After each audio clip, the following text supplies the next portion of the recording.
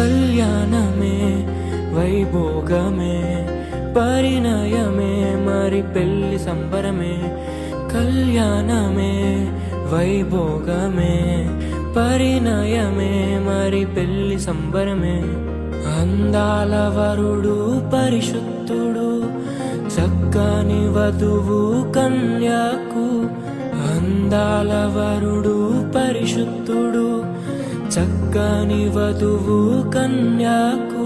జరిగే పరిశుద్ధ వివాహమే పెరిగే నిరంతర సంతోషమే.